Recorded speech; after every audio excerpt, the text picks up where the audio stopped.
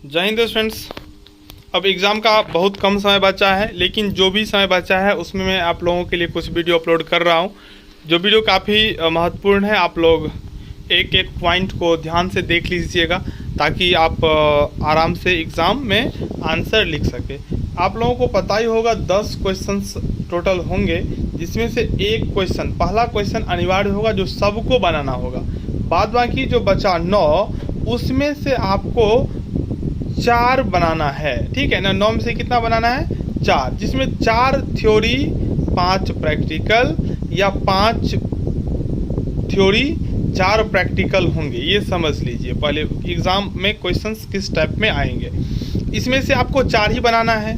तो अब ज़रूरी नहीं है जो थ्योरी लिखेंगे टोटल का टोटल थ्योरी ही लिखेंगे, या जो प्रैक्टिकल बनाएंगे टोटल के टोटल प्रैक्टिकल ही बनाएंगे। आपको इस 4 और इस 5 में से 4 क्वेश्चंस पूरा कर देना है। ध्यान से समझ लीजिए बात को। अगर आप चाहें तो 4 के 4 थ्योरी बना सकते हैं, आप चाहें तो 5 में से 4 प्रैक्टिकल बना सकते हैं। आप ऐसे चाहें 1 theory 3 practical, 2 theory 2 practical, 3 theory 1 practical, 3 practical 1 theory. मतलब आपको इस 9 में से किसी 4 प्रश्न का उत्तर देना है। पहला क्वेश्चन जो ट्रू और फॉल्स का होगा वो कंपलसरी है, वो आपको बनाना ही है। आप उसमें कुछ भी नहीं कर सकते हैं। ऐसा नहीं है आप उसको स्किप कर देंगे, और स्किप करना भी नहीं चाहिए। 10 क्वेश्चंस होंगे, 2 नंबर का, टोटल 20 नंबर का होगा। आप अगर टोटल में अगर सत्य ही लिख देंगे फिर भी आपको 12 से 14 नंबर आ जाएगा। अगर आप टोटल का टोटल असत्य ही लिख देंगे फिर भी आपको 10 से 12 नंबर आ जाएगा। ठीक है, आप देख लीजिएगा थोड़ा, जो सत्य का संख्या ज़्यादा अगर आपको लगे तो सब में सत्य लिख दीजिए।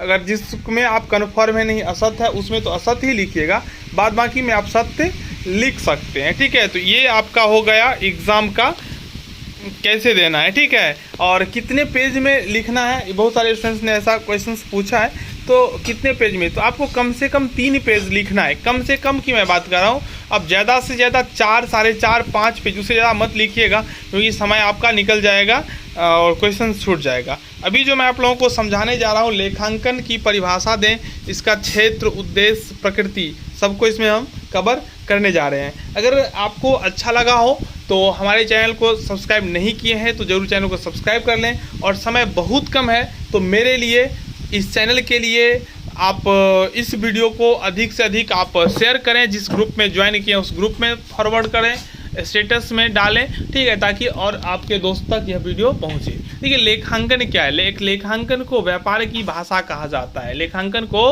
व्यापार की भाषा कहा जाता है। इसमें क्या होता है, तो जो मुद्रा से संबंधित होता है, यानी कि जो नगद में होता है ना, उसका लेखा होता है। जो नगद में लेन देन होते हैं उनका लेखा होता है।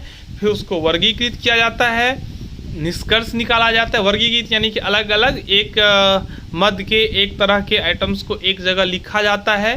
फिर उसको क्या किया जाता है, विश्लेषण किया जाता है। विश्लेषण, एनालिसिस होता है। और एनालिसिस के बाद क्या होता है, किसी न किसी निष्कर्ष पर पहुंचा जाता है। तो यही हो गया लेखांकन। लेखांकन आपको समझ में आ गया। एक लेखांकन को आप सिंपल वे में समझिए तो लिखना होता है। तो आपको लिखना किसको है, तो जो नगद लेन देन होंगे, यानी कि नगद लेन देन को आप लिखेंगे, उसके बाद उसको वर्गीकृत करेंगे, फिर आपको उसको विश्लेषण करेंगे, फिर उसको एनालिसिस करेंगे। ठीक है ना, उसके बाद आपको कंक्लूजन निकालेंगे, निष्कर्ष पे पहुंचेंगे, जो अब हमको क्या करना है, क्या स्थिति प्रकट कर रहा है। ठीक है, तो यही बात है, मैं आपको सिंपल भाषा में समझाता हूँ। जो आप एक बार सुन लेंगे तो निश्चित रूप से याद हो जाएगा। अभी भी उतना समय नहीं बीता है जो आप नहीं एग्ज़ाम का प्रिपरेशन कर सके। बस मैं जो समझा रहा हूँ उसको आप सुन लीजिए 1 से 2 बार, निश्चित रूप से आपका एग्ज़ाम अच्छा होगा। ठीक है, चलिए, इसका उद्देश्य एक निश्चित अवधि के बाद, 6 महीना के बाद, 3 महीना के बाद, 1 महीना के बाद, 1 साल के बाद, एक निश्चित अवधि के बाद व्यापार की आर्थिक घटनाओं के आधार पर संख्यात्मक आर्थिक घटना, जो लेन देन होते हैं, उनको संख्यात्मक वित्तीय परिणाम की गणना करना और उनसे जो जुड़ा हुआ पक्ष होगा उसको व्याख्या करना, और जो इम्पोर्टेंट सूचनाएं हैं वो सूचनाएं इकट्ठा करना और सूचना देना, ये काम है अकाउंटिंग का। ठीक है, देखिए, लेखांकन का कार्य जो है ना, प्रारंभ होता है कहाँ से, तलपट बनाने से। जब आप तलपट बना रहे होते हैं, इसका मतलब हुआ आपने अकाउंटिंग का काम प्रारंभ कर दिया। और अकाउंटिंग का काम प्रारंभ कब होता है? जब बुक कीपिंग खत्म हो जाता है, यानी कि पुस्तपालन जहां खत्म होता है वहां से लेखांकन का काम प्रारंभ होता है। ट्रू और फॉल्स में ही पूछता है, जो लेखांकन वहां प्रारंभ होता है जहां पुस्तपालन समाप्त हो जाता है। तो बिल्कुल सही स्टेटमेंट होगा, पुस्तपालन एंड करता है और बुक कीपिंग प्रारंभ होता है। ठीक है, चलिए, तो लेखांकन का कार्य तलपट बनाने से आरंभ होता है और अंतिम खाता बनाने तक जाकर समाप्त हो जाते हैं। अंतिम खाता फाइनल अकाउंट बना के ट्रायल बैलेंस बन जाएगा, फिर ट्रायल बैलेंस से आपको बनाना होता है ट्रेडिंग अकाउंट, फिर पीएल अकाउंट, और लास्ट में आपको बैलेंस शीट बनाना पड़ता है। और उसके बाद ये जो होता है लेखांकन की काम खत्म हो जाता है। और जब लेखांकन की काम खत्म होता है तो उसके बाद अंकेक्षण का काम प्रारंभ हो जाता है। जहाँ पे अकाउंटिंग खत्म होता है वहाँ पे ऑडिटिंग प्रारंभ हो जाता है। ये तीनों एक वे में समझ लीजिए। जो सबसे पहले होता है बुक कीपिंग, समझ लीजिए इसको बात, बुक कीपिंग के बाद अकाउंटिंग, उसके बाद ऑडिटिंग, समझ रहे हैं ना? बुक कीपिंग, अकाउंटिंग, फिर ऑडिटिंग, इस प्रोसेस में काम चलता है। चलिए, तो अब हम देखते हैं कुछ विद्वानों ने क्या कहा है। तो आर.एन. एंथोनी ने कहा है, लेखा विधि पद्धति व्यवसाय से संबंधित सूचनाओं को मौद्रिक रूप में एकत्रित करने की, व्यवसाय से जो जुड़ा हुआ कोई इन्फॉर्मेशन होता है उसको मुद्रा के रूप में एकत्रित किया जाता है, सारांश बनाया जाता है, फिर विश्लेषण किया जाता है, उसके बाद किसी न किसी निष्कर्ष पर पहुंचा जाता है। ठीक है, तो स्मिथ और एस बर्न ने कहा है, जो लेखांकन आर्थिक क्रियाओं के परिणामों को माप करने और प्रतिवेदन देने का एक साधन है। लेखांकन क्या है? एक साधन है। लेखांकन को व्यापार की भाषा भी कहा जाता है। चलिए, आदर्श परिभाषा है तो लेखांकन निश्चित अवधि के बाद, लेखांकन जो है निश्चित अवधि के बाद वित्तीय स्थिति के परिवर्तनों और लेन देनों को लिखने, वित्तीय, ये आप ध्यान से समझ, वित्तीय स्थिति जो मनी से रिलेटेड होगा, नगद ट्रांजैक्शंस होंगे, उनके परिवर्तनों और लेन देनों को लिखने, वर्गीकृत करने, निष्कर्ष निकालने, विश्लेषण, इन सब को शामिल करता है। यह जो लेखांकन है कला और विज्ञान है। ठीक है, चलिए अब हम लोग देखते हैं लेखांकन का क्षेत्र क्या है। तो लेखांकन का क्षेत्र में पहला आता है पुस्तपालन की प्रविष्टियों की जांच।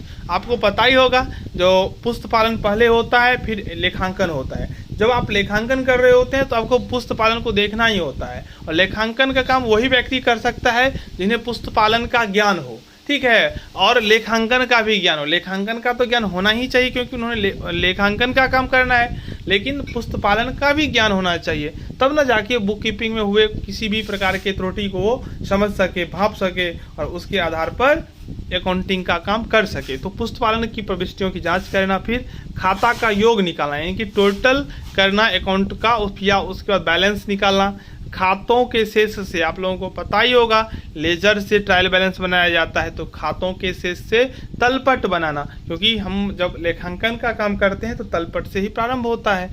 फिर समायोजनों को लिखना, जो भी एडजस्टमेंट हुए रहते हैं उन एडजस्टमेंट को भी लिखा जाता है। ठीक है, चलिए आगे इसमें देखिएगा। तो अंतिम खाता बनाना, अंतिम खाता में आता है मैन्युफैक्चरिंग अकाउंट, आप नहीं याद रखना चाहते हैं तो व्यापारी खाता ही, ट्रेडिंग अकाउंट याद रख लीजिए, फिर पीएल अकाउंट, उसके बाद बैलेंस शीट। भूल सुधार के लेखे करना, जो भी कोई मिस्टेक्स हो जाते हैं बुक कीपिंग में उसको ठीक करना, उसको सुधार करना। मैं थोड़ा फास्ट में जरूर बता रहा हूँ क्योंकि अब टाइम कम है, लेकिन मैथ का मैं स्टार्टिंग से वीडियो अपलोड कर दूंगा, मैथ में कोई दिक्कत नहीं होगा। अभी चूँकि मतलब इतना वर्क लोड है हम लोगों के ऊपर, आप लोगों को पता होना चाहिए, नहीं पता होगा मैं बता देता हूँ। जो गवर्नमेंट स्कूल में भी बहुत सारे योजना प्रारंभ हो रहा है, आप बिहार से हैं तो आपको पता होगा, जातिगत जनगणना भी प्रारंभ हो रहा है, तो इन सबों में थोड़ा इन्वॉल्व रहने के कारण टाइम कम मिल रहा है, जिसकी वजह से आपको वीडियो थोड़ा लेट मिल रहा है, लेकिन मैं कंप्लीट करवा देता हूँ 1-2 रोज में। बस आपको क्या करना है, 8-10 मिनट का एक वीडियो होगा, आप उसको सुन लीजिए, एग्जाम में निश्चित रूप से आप लिख पाएंगे। ठीक है, चलिए लेखांकन का अब उद्देश्य क्या होता है। देखिए, पहला तो अशुद्धियों पर नियंत्रण, आपको पता ही होगा लेखांकन जो है पुस्तपालन के कार्यों की जांच करता है और उस जांच में जो अशुद्धि आता है उसको सुधार करता है। तो इससे क्या होता है, तो अशुद्धि पर कंट्रोल हो जाता है। और जो बुक कीपिंग करने वाले व्यक्ति होते हैं उन्हें अगर पता होता है जो हम जो काम कर रहे हैं उससे अकाउंटिंग का काम होगा, तो वो लोग काम को सही से करते हैं ताकि उनके गलती को नहीं पकड़ा जा सके। फिर उसके बाद क्या होता है आपको पता ही होगा, शुद्ध लाभ और हानि का भी पता चल जाता है। ट्रेडिंग अकाउंट से ग्रॉस प्रॉफिट और ग्रॉस लॉस, सकल लाभ और सकल हानि का पता चलता है। नेट प्रॉफिट और नेट लॉस यानी कि शुद्ध लाभ और शुद्ध हानि लाभ हानि खाता से पता चलता है। और व्यवसाय की क्या आर्थिक स्थिति है इसका पता बैलेंस शीट यानी कि आर्थिक चिट्ठा से चलता है। फिर आगे आता है समायोजन करना, जो भी छूटा हुआ होता है लेन देन या आउटस्टैंडिंग होता है, पूर्वदत्त होता है, उन सबको लिख लिया जाता है, ठीक है, ट्रेडिंग और पीएल अकाउंट में। तो समायोजन किया जाता है। फिर आगे है वित्तीय स्थिति की जानकारी, बैलेंस शीट को दर्पण कहा जाता है व्यवसाय का। बैलेंस शीट बना के वित्तीय स्थिति की जानकारी प्राप्त करना होता है। फिर आगे कर योग्य आय का निर्धारण, आप नेट प्रॉफिट या लॉस निकाल लेते हैं, उसके आधार पे आप कितना टैक्स देना है ये आपको पता चल जाता है। और न्यायालय में जो प्रूफ सबूत होता है उसमें भी यह काम कर जाता है। आगे वैधानिक उद्देश्य, व्यापारी को अपने व्यापार पर आयकर, विक्रय कर, संपत्ति कर, बहुत सारे कर देना पड़ता है। तो जब अकाउंटिंग का काम हुआ रहता है ना, तो वैधानिक उद्देश्य जो होते हैं वो भी पूरा हो जाए। संबंधित पक्षों को सूचना देना, कोई अगर व्यक्ति उससे जुड़ा हुआ है तो उन्हें इन्फॉर्मेशन भी दिया जा सकता है। फिर आके अंकेक्षण का आधार, आप लोगों को पहले भी मैं बता चुका हूँ, जो ऑडिटिंग का कार्य जो होता है वो अकाउंटिंग के काम के बाद होता है। तो अगर अकाउंटिंग का काम हुआ रहता है तो अंकेक्षण का काम आराम से हो जाता है। फिर अब हम अब जानेंगे लेखांकन सिद्धांत की प्रकृति। देखिए ये जो इसका प्रकृति है उसमें आता है यह लोचपूर्ण है। लेखांकन सिद्धांत जो है लोचपूर्ण है। लोचपूर्ण का मतलब होता है आप अपने सिचुएशन के हिसाब से आप नियम को बदल सकते हैं। मतलब आप जिस नियम से चल रहे हैं अगर उस नियम से आपको लग रहा है नहीं व्यवसाय को हानि हो रहा है तो आप उसको बदल सकते हैं, आपको उसको ऊपर नीचे कर सकते हैं, यही होता है लोचपूर्ण। आगे है लेखांकन सिद्धांतों का निर्माण मनुष्य द्वारा स्वयं किया गया, यानी कि अकाउंटिंग का जो प्रिंसिपल है ये मनुष्य के द्वारा बनाया गया है। तो इसकी सत्यता जो है वो जैसे जैसे वो यूज होता जाता है, प्रयोग होता जाता है, तो उसे पता चलता है जो यह नियम यहाँ पे नहीं होना चाहिए, यहाँ ये नियम रहने से थोड़ा दिक्कत हो रहा है, तो उसको चेंज कर दिया जाता है। ठीक है। आगे लेखांकन सिद्धांत पेशेवर संस्थाओं एवं सरकार द्वारा भी प्रभावित होता है। लेखांकन का जो प्रिंसिपल्स है उससे जो पेशेवर प्रोफेशनल इंस्टीट्यूशंस हैं वो भी प्रभावित होते हैं और सरकार भी प्रभावित हुए। तो ये इसका सिद्धांत हो गया। तो इस क्वेश्चंस में इतना ही, एक दो बार आप इसको सुन लीजिए शुरू से लास्ट तक, तो निश्चित रूप से आप इसको एग्जाम में राइट कर सकते हैं। बहुत ही इंपॉर्टेंट क्वेश्चंस है। मैं कोशिश कर रहा हूँ जो बहुत ही महत्वपूर्ण है। वैसे तो मैं सब क्वेश्चंस भी आपको बता ही चुका हूँ, आप लोग पढ़ लिए होंगे, फिर भी एक्सप्लेनेशन की बात है तो मैं सब क्वेश्चन को एक्सप्लेन कर देता हूँ। आप लोग एक बार जरूर देख लीजिएगा। ठीक है। परसों तक भी वीडियो अपलोड होगा और लगातार वीडियो अपलोड होता ही रहेगा, इसलिए आप लोग इस चैनल को सब्सक्राइब कर लें। धन्यवाद।